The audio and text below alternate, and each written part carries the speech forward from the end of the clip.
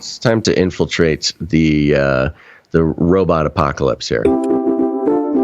Flippy update. Do you want fries with that?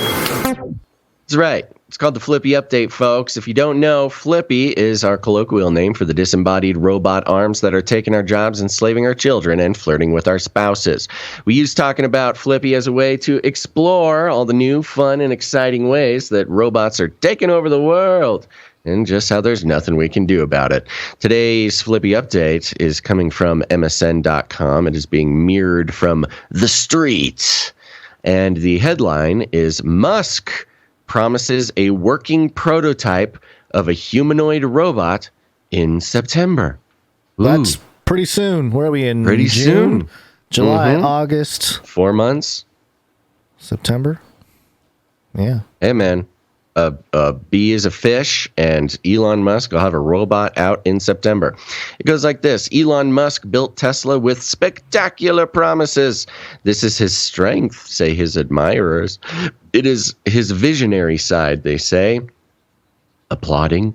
But if he has kept some of these... sentence. I know. It is. Are they like super Elon fans? They must be, right? You'll see as we read on. There's this whole thing is filled with barbs and poison darts. But if he has kept some of these commitments, they were often not on time. It would be reasonable to say that the billionaire has almost always been late compared with the schedule he'd laid out. And one of his key promises has yet to materialize: autonomous vehicles. Musk had promised that Tesla cars would be self-driving in 2018.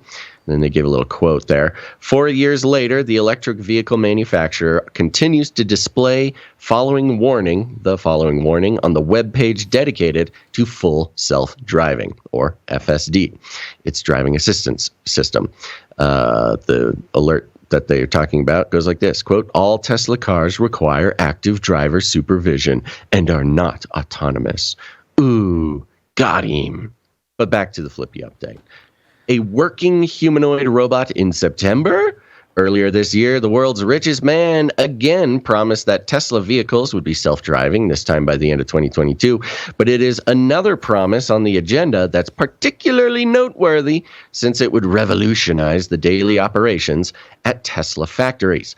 Musk has just postponed the second edition of Tesla Day, dedicated to artificial intelligence, to the end of September, from August 19th. The reason? Musk promises to present a working prototype of Optimus, a humanoid robot that will replace people in Tesla's factories. Hey. Dun, dun, dun. And there it is. You are already sort of a cybernetic symbiote. Neural nets are taking over from regular programming. So you are connected. Connected with Optimus. Connected. The billionaire had said in January that a prototype Optimus would be ready by the end of the year, and Tesla planned to market it from 2023. Didn't Elon just say that he's letting go of like 10% of Tesla employees? I think that was a thing this morning or yesterday. Yep, this is all tied into that. He put out a sort of an email saying you got to work 40 hours in the office. There's no at-home, viewing or whatever, working. No work from home. Remote work. Yeah, he's slashing some employment there. Musk wants to cut Tesla staff by 10%, according to Market Watch. Yeah. And he's a bad feeling about economy. Going to have an army of robots in September to take everybody's place. Quote, wow, man, I think crazy. Actually the most important product development we're doing this year is actually the Optimus humanoid robot. Say actually twice. Yeah, this is, yes, he did. This is a quote from Musk.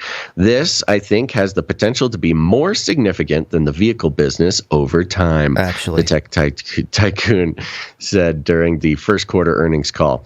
The latest news has energized the man's tens of millions of followers. Energized. By the way, I have noticed in local sort of shopping centers and stuff around where I am, and certain ones, especially ones that are tied to China. There's like some very Chinese taking over places here. There's a bunch of electric car charging stations now beyond Tesla. So I'm seeing a lot more of that starting to show up. So yeah, just was part of the whole takeover here. Observation, boots on the ground. Sorry, continue. Quote, I was surprised that people did not realize the magnitude of the Optimus robot program, the tech tycoon said last month during the earnings call. Quote, the importance of Optimus will become apparent in the coming years. Those who are insightful or listen carefully will understand that Optimus ultimately will be worth more than the car business, worth more than FSD. That's the full system driving or whatever. Hello.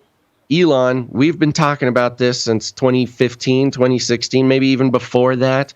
We know that you're going to get rid of human workers, Elon.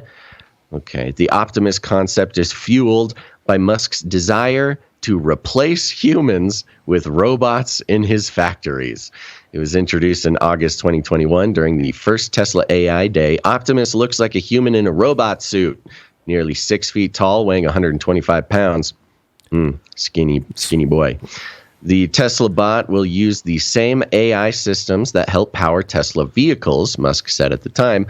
Optimus will assist with repetitive tasks around the factory. The company has said Tesla wants to produce 20 million vehicles annually compared to almost 1 million in 2021. The humanoid robot could herald an era when, quote, physical work will be a choice, Musk has said. Ultimately, he said, it could mean, quote, there will need to be universal basic income. In 2018, the billionaire said sometimes too much automation is a mistake. Quote, yes, and then they have the quote there. Yes, excessive automation at Tesla was a mistake. To be precise, my mistake. Humans are underrated, the billionaire said at the time. Humans are underrated. We still must replace them. But we must get rid of them. They're not the best repetitive workers. Yeah, so, look, you got to give the guy credit. Just full on, straight up coming out. Yep, I'm just going to replace all the humans with robots, okay? This robot is not meant to work with you. It's not meant to make the humans' lives easier. No, we got to get all the humans out of the factory. Give them some universal basic income, and we'll just let the robots take over. And, like I said, if anybody is in a position to sort of spring this one on humanity, it's Elon. And he's doing it. Well, that's what he's doing. September, baby. It's interesting how part of the people around the world see it as a very progressive and, humanity-saving endeavor here with Elon.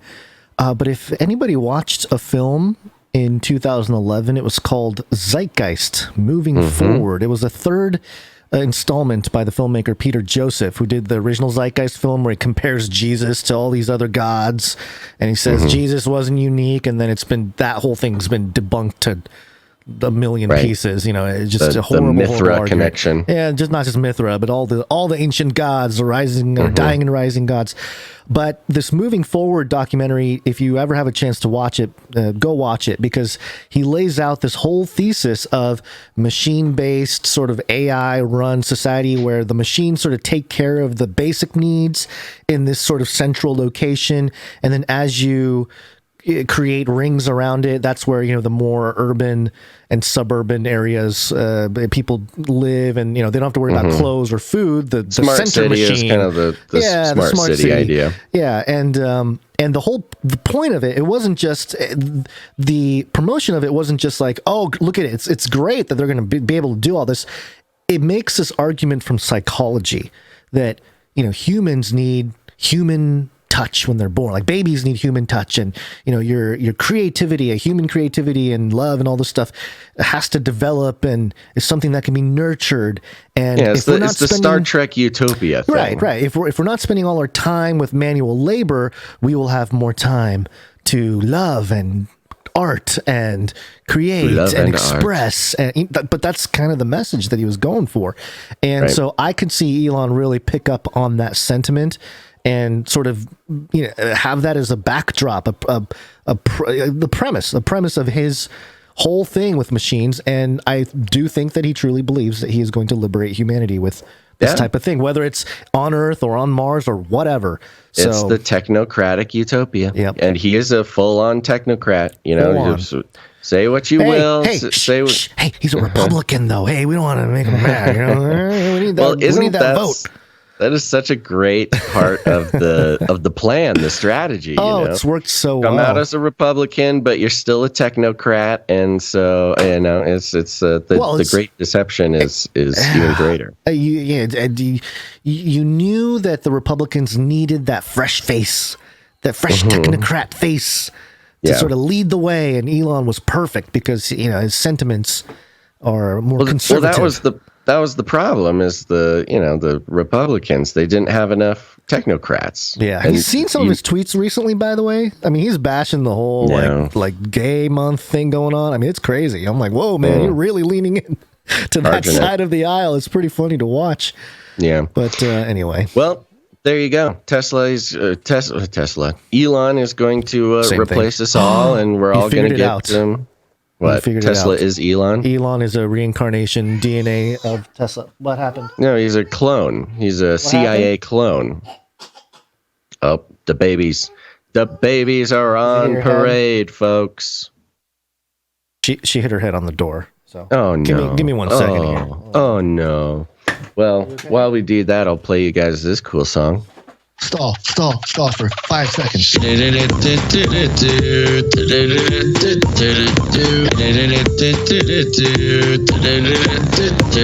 you go. Ah, love it. This is so much fun having my own jingle board, folks. Yeah, and look how in the context of how quickly things are changing in this world, where at the end of 2021, allegedly the economy was so wonderful, and here we are just 6 months later, and it's pretty much as bad as it's been in a decade or more. And in the same way, last month Elon becomes the savior of the Republican Party, and the very next month he is preparing to, for a party that is so puts a lot of value on work, the value of the working class man, philosophy of work, the working class, right? And that's you could that say flips too, by the way. Between the Democrats say that Republicans don't care about the working man, and that Democrats care about the working man. The Republicans say that Republicans care about the working man. It depends on what era of Democrat Republican you're talking about, because I think they would both claim this. They would both claim to care about the working man, and the other party doesn't. But the fact of the matter is, if you got technocrats at the top of the pile, technocrats, they do not care about the individual people. They look at the collective and how they can make the system more efficient. And humans are inefficient. And both parties now have technocrats at the top. And there you go. I mean, that is not a choice. That is not a political choice if both parties are moving in the same direction. Yeah. As far as that sort of meta-analysis is concerned. Yep. And we can talk about this all day. But I know we really are. Actually, we're doing a great job of falling behind schedule.